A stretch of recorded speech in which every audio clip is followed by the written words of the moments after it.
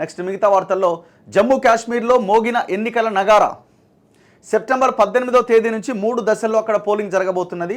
చిన్న రాష్ట్రం అయినప్పటికీ ఎందుకు 3 దశల్లో అంటే అత్యంత సమస్యాత్మకమైన ప్రాంతం కాబట్టి సో అక్కడ 3 దశల్లో పోలింగ్ జరగబోతున్నది. దశాబ్దం తర్వాత జరగబోతున్న ఎన్నికలు అంటే దాదాపు 10 సంవత్సరాల తర్వాత జరుగుతున్న ఎన్నికలు ఇవి. అక్టోబర్ 1వ తేదీన హర్యానా అసెంబ్లీకి, అదే నెల 4వ తేదీన ఫలితాల వెల్లడి. షెడ్యూల్ ప్రకటించిన కేంద్ర ఎన్నికల సంఘం దీపావళి తర్వాత మహారాష్ట్రలో ఎలక్షన్స్ అట. సో చాలా కీలకమైన ఎలక్షన్స్ ఇవి. ఎందుకంటే బీజేపీ అనుకున్న స్థాయిలో వాళ్ళు అనుకున్న విధంగా 400 సీట్లు అన్నారు, ఇంకేదో అన్నారు. వాళ్ళు ఎన్డీఏ కూటమి మీద, ముఖ్యంగా తెలుగుదేశం పార్టీ, నితీష్ కుమార్ పార్టీ మీద ఆధారపడాల్సిన పరిస్థితి వచ్చింది. బీజేపీ 272 స్థానాలు గెలుచుకోలేకపోయింది సింగిల్గా. సో ఈ పరిస్థితుల్లో కొంత ఇండియా కూటమి, కాంగ్రెస్ కొంత బలపడ్డది. మరి ఇది ఆ ప్రభావం అన్నది ఈ ఎలక్షన్స్ మీద పడుతుందా? అందుకే చాలామంది అందరూ కూడా ఈ ఎలక్షన్స్ని చాలా ప్రతిష్టాత్మకంగా తీసుకున్నారు. ముఖ్యంగా ఎన్డీఏ అండ్ ఇండియా కూటములు చాలా ప్రతిష్టాత్మకంగా తీసుకున్నాయి. సో ఎలక్షన్స్ రాబోయే 1-2 సంవత్సరాల కాలంలో రాజకీయాలను మార్చే అవకాశం కూడా కనిపిస్తూ ఉన్నది. అంటే బీజేపీ గెలిచిన తర్వాత, బీజేపీ అధికారం చేపట్టిన తర్వాత, ఎన్డీఏ అధికారంలో ఉన్న తర్వాత ఈ అసెంబ్లీలను దక్కించుకుంటుందా లేదు వేరే ప్రత్యర్థులకు అప్పగిస్తుందా అన్నది చూడాలి. జమ్మూ కాశ్మీర్, హర్యానా అసెంబ్లీలకు ఎన్నికల నగారా మోగింది. 90 స్థానాల జమ్మూ కాశ్మీర్ శాసనసభకు 3 దశల్లో ఎలక్షన్స్ జరగబోతున్నాయి. September 18 first phase, 18, 25 first phase, October 1న ఎన్నికలు జరపాలని కేంద్ర ఎన్నికల సంఘం నిర్ణయించిందట. September 18 first phase, September 25 second phase, October 1 third phase. అన్ని స్థానాలు ఉన్న హర్యానా అసెంబ్లీకి కూడా ఒకే దశలో అంటే అక్టోబర్ 1వ తేదీన పోలింగ్ పూర్తి చేయడానికి ఏర్పాట్లు చేసింది. సో అక్కడ కూడా 90 స్థానాలే ఉన్నాయి. ఈ 2 శాసనసభల ఎన్నికల ఫలితాలు అక్టోబర్ 4వ తేదీన వెల్లడిస్తారు. సో నిన్న ఎన్నికల కమిషనర్ ప్రెస్ మీట్ పెట్టిండు. 2019లో ఆర్టికల్ 370 రద్దవడంతో రాష్ట్ర హోదా కోల్పోయి కేంద్రపాలిత ప్రాంతంగా మారిన తర్వాత జమ్మూ కాశ్మీర్ అసెంబ్లీకి ఎన్నికలు జరగడం ఇదే తొలిసారి. చివరిసారి 2014లో 5 దశల్లో ఎన్నికలు జరిగాయి. ఈసారి 3 విడతల్లోనే ఎన్నికల ప్రక్రియను పూర్తి చేయబోతున్నారు. తొలి దశలో 24 అసెంబ్లీ స్థానాలు, 2-3 దశల్లో వరుసగా 26, 40 స్థానాలకు పోలింగ్ జరగబోతున్నది. లోక్సభ ఎన్నికల్లో అవకాశం కల్పించినట్లే అసెంబ్లీ ఎన్నికల్లో కూడా కాశ్మీర్ వలసదారులకు ఓటు వేసే అవకాశం కల్పిస్తామని సిఈసి రాజీవ్ కుమార్ తెలిపారు. దీపావళి తర్వాత మహారాష్ట్ర శాసనసభకు ఎన్నికలు నిర్వహిస్తామన్న సంకేతాలు ఇచ్చారు. 2019లో మహారాష్ట్ర, హర్యానాకు ఒకేసారి ఎన్నికలు జరిగాయి.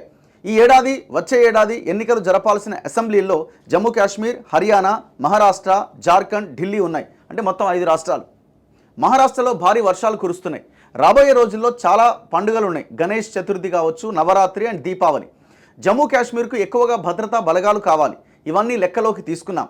ఒకేసారి 2 రాష్ట్రాల ఎన్నికలను మాత్రమే నిర్వహించగలమన్న నిర్ణయానికి వచ్చాం. హర్యానా, జమ్మూ కాశ్మీర్లకు పరిమితమయ్యాం. ఇవి ముగిసిన తర్వాత మహారాష్ట్ర, జార్ఖండ్ విషయంలో నిర్ణయం తీసుకుంటామని సిఈసి పేర్కొన్నది. 46 అసెంబ్లీ స్థానాలకు కాంగ్రెస్ అగ్రనేత రాహుల్ గాంధీ రాజీనామా చేయడంతో ఖాళీ అయిన కేరళలోని వైనాడ్ లోక్సభ సీటుకు జరగాల్సిన ఉప ఎన్నికల గురించి కూడా ప్రధాన ఎన్నికల కమిషనర్ వివరణ ఇచ్చారు. ప్రస్తుతం పలు రాష్ట్రాల్లో కురుస్తున్న వర్షాల కారణంగా వీటిని నిర్వహించలేకపోతున్నాం. అన్ని ఉప ఎన్నికలను నిర్ణీత వ్యవధిలో నిర్వహిస్తామని ఆయన ప్రకటించారు. ఈ రోజు కోసమే ఎదురు చూస్తున్నాం. ఎన్నికల షెడ్యూల్ను జమ్మూ కాశ్మీర్లోని పార్టీలన్నీ స్వాగతించాయి. ఈ రోజు కోసం ప్రజలు ఎంతో కాలం నుంచి వేచి చూస్తున్నారు అని నేషనల్ కాన్ఫరెన్స్ ఉపాధ్యక్షుడు ఒమర్ అబ్దుల్లా పేర్కొన్నారు. బీజేపీ, కాంగ్రెస్, సిపిఎం కూడా సంతోషం వెలిబుచ్చాయి. ఎన్నికల కమిషన్ ప్రకటన కాశ్మీర్లో ప్రజాస్వామ్య మూలాలను మరింత బలోపేతం చేస్తుందని కేంద్ర హోంమంత్రి అమిత్ షా పేర్కొన్నారు. గత 10 సంవత్సరాల్లో మోదీ సర్కార్ చేసిన కార్యక్రమాలతో జమ్మూ కాశ్మీర్లో శాంతి, అభివృద్ధి బలోపేతమయ్యాయని తెలిపారు. ఎన్నికలు స్వాగతించిన కాంగ్రెస్ పార్టీ జమ్మూ కాశ్మీర్కు రాష్ట్ర హోదా పునరుద్ధరించాలన్న తమ డిమాండ్ను కేంద్రం పట్టించుకోకపోవడాన్ని తప్పుపట్టింది. దీన్నే ప్రధాన అంశంగా తీసుకొని ప్రజల్లోకి వెళ్తామని చెప్పింది. మహారాష్ట్రకు ఎన్నికలు నిర్వహించకపోవడం పైన మహావికాస్ అఘాడీలోని పార్టీలు శివసేన అండ్ ఎన్సీపీ మండిపడ్డాయి. తప్పుడు హామీలతో రాష్ట్ర ప్రజలను మభ్యపెట్టడానికి అధికార మహాయుతి కూటమికి మరింత సమయం ఇవ్వడానికే ఎన్నికల షెడ్యూల్ను ఎన్నికల సంఘం ప్రకటించలేదని ఆ పార్టీలు ఆరోపిస్తున్నాయి. సో ఏం జరుగుతుందన్నది చూడాలి. మొత్తానికి జమ్మూ కాశ్మీర్ ఎలక్షన్స్ మీదనే అందరి దృష్టి కేంద్రీకృతమై ఉంటుంది బేసిక్గా.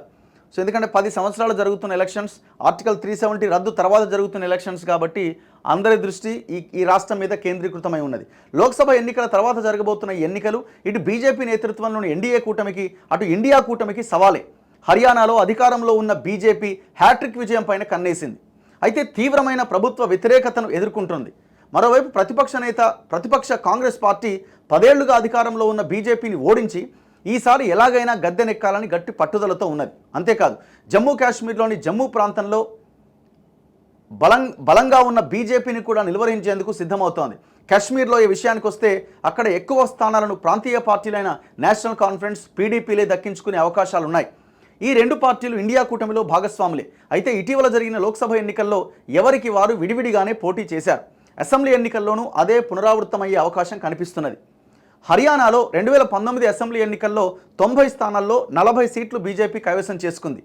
దుష్యంత్ సింగ్ చౌతాలా నేతృత్వంలోని జననాయక జనతా పార్టీ జేజేపీతో పొత్తు పెట్టుకొని గద్దెనెక్కింది.